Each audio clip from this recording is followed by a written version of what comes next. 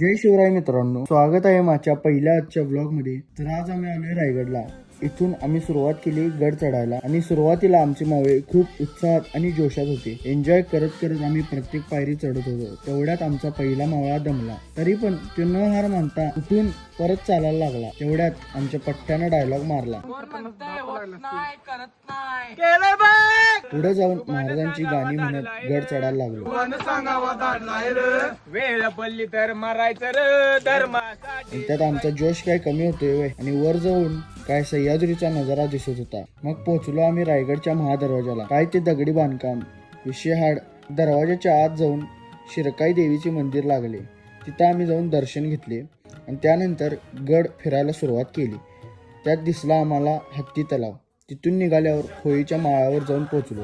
तिथं राजांचं पहिलं दर्शन घेऊन चालत चालत नगारखान्याच्या जवळ आलो. नगारखाना बघून महाराजांचा इतिहास आठवायला लागला. मग काय फायनली पोहोचलो महाराजांच्या सिंहासनाजवळ. महाराजांचा ते थाट बघून अंगावर काटत आला की मावळ्यांनी महाराजांच्या घोषणा दिल्या.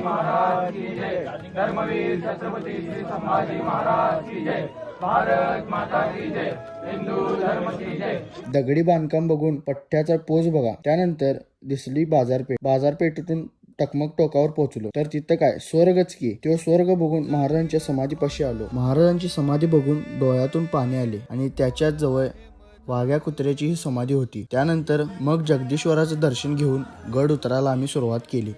आणि एवढं सगळं बघून उतरताना काय आपली आता फुल हालत टाईट झाल्या. टाईट बघा यो पाक संपलाय. एनर्जी पाक खलास. यो असा आमचा रायगडचा एक्सपिरियन्स होता. येणार असला तर चालत या, जाणार असला तर चालतच जावा. त्यातच खरा एन्जॉय आहे. चला खाली उतरून परत आमचा जोश वाढला. होत नाही करत नाही